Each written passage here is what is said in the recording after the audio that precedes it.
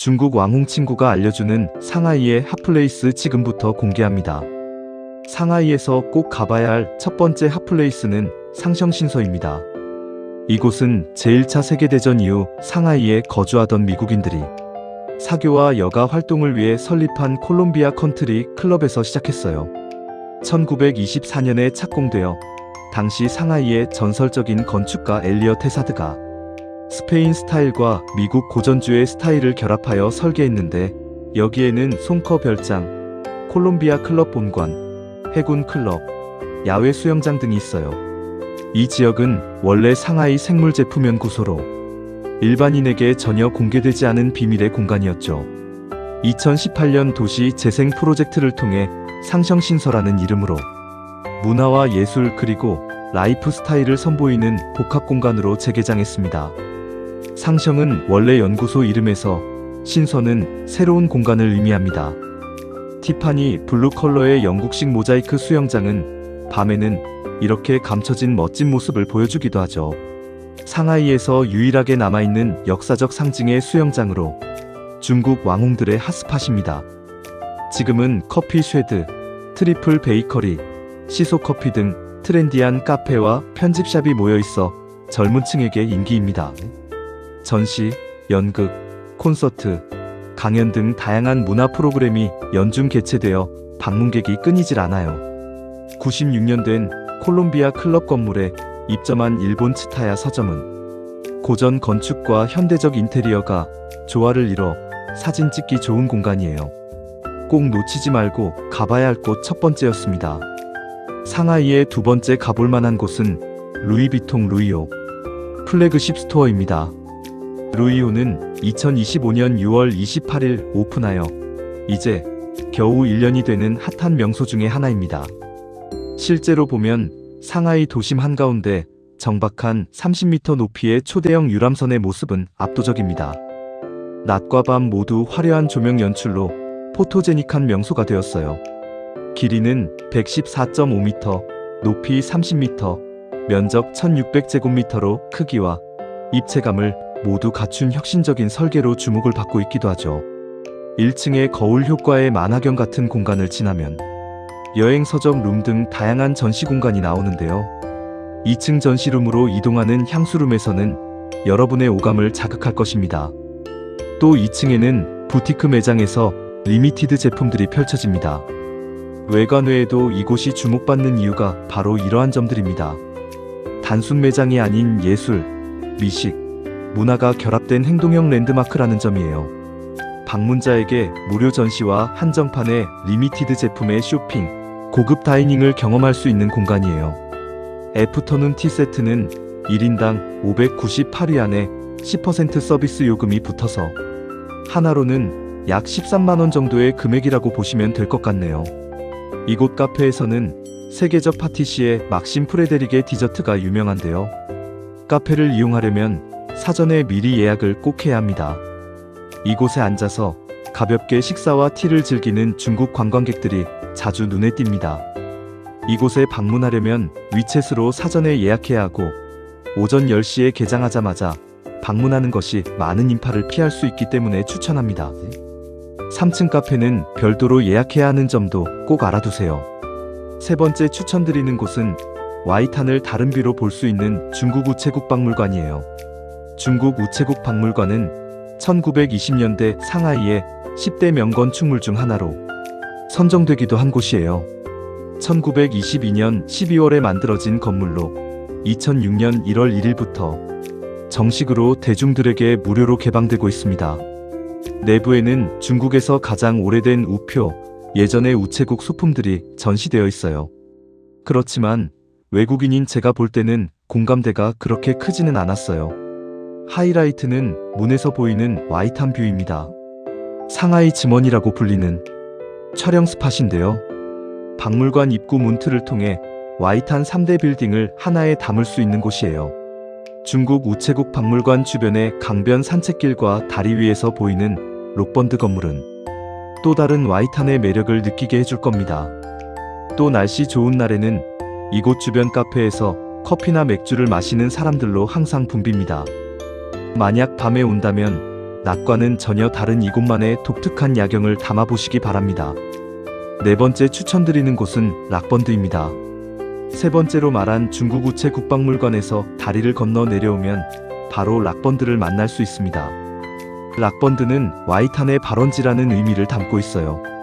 이 지역은 와이탄 지역에서 가장 오래된 건축물들이 모여 있어 이러한 이름이 붙여졌습니다.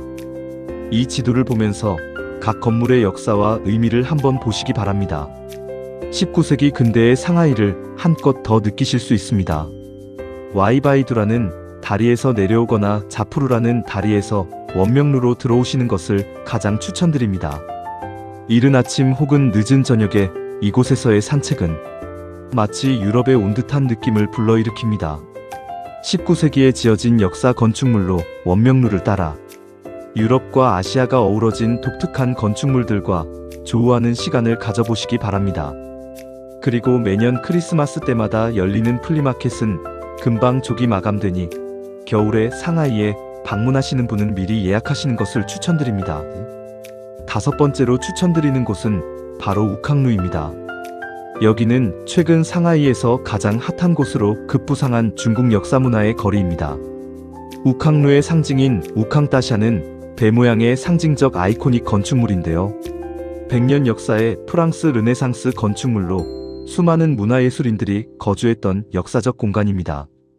우캉루를 따라가다 보면 390루에는 희귀한 지중해 스타일의 건축 양식을 가진 구이탈리아 총영사관의 관절을 볼 수 있습니다.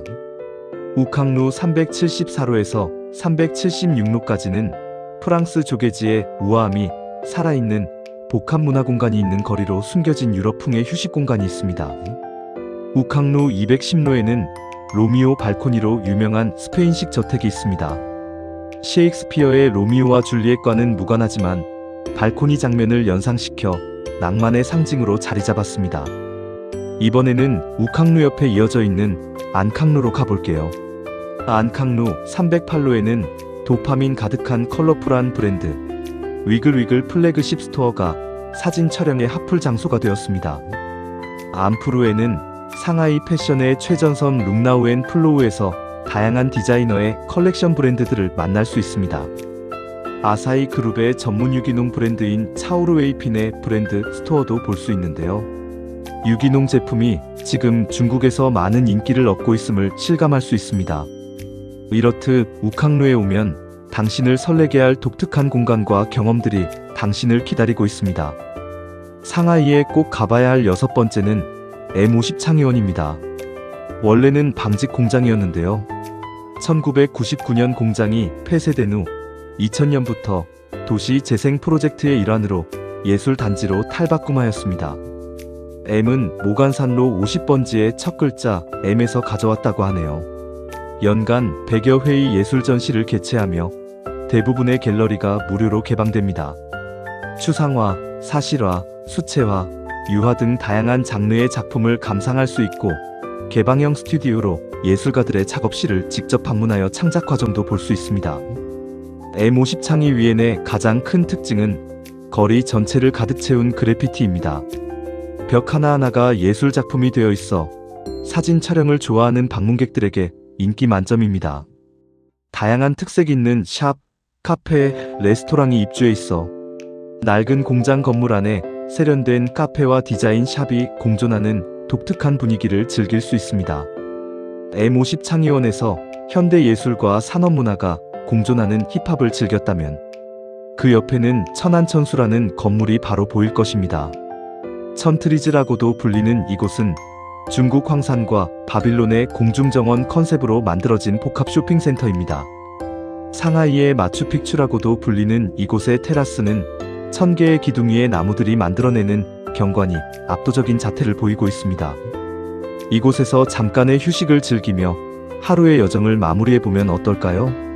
상하이에서 꼭 봐야 할 7번째 장소는 상하이 중심센터 118층 전망대입니다.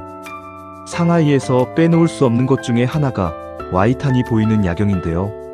이곳에서는 그 멋진 야경을 한눈에 볼 수 있습니다. 상하이 중심센터는 126층 초대형 댐퍼, 119층 스카이 라운지, 118층 상하이 GDN 전망대, 84층부터 101층까지는 호텔, 52층은 서점으로 구성되어 있습니다. 전망대가 546m이기 때문에 다른 주변 건물들을 다 내려다볼 수 있습니다. 맑은 날 낮에 보면 찐마오따샤, 세계금융센터 등을 한눈에 볼 수 있습니다. 밤에 보는 야경도 결코 놓칠 수 없겠죠. 일몰 직전 방문하면 낮부터 저녁 그리고 야경의 변화를 한 번에 경험할 수 있습니다. 방문하는 날의 일몰 시간대를 확인해보고 입장하는 것을 추천드립니다. 한 번의 입장으로 낮과 노을, 그리고 야경을 모두 담아가시기 바랍니다. 저는 개인적으로 서점을 좋아하는데요. 52층에는 떠인 수이엔이라는 서점이 있습니다. 말 그대로 비가 오는 흐린 날에는 운무 속에서 책을 읽는 기분을 느낄 수 있습니다. 책을 좋아하시는 분이라면 흐린 날 방문해서 구름 속의 독서를 즐겨보시기 바랍니다.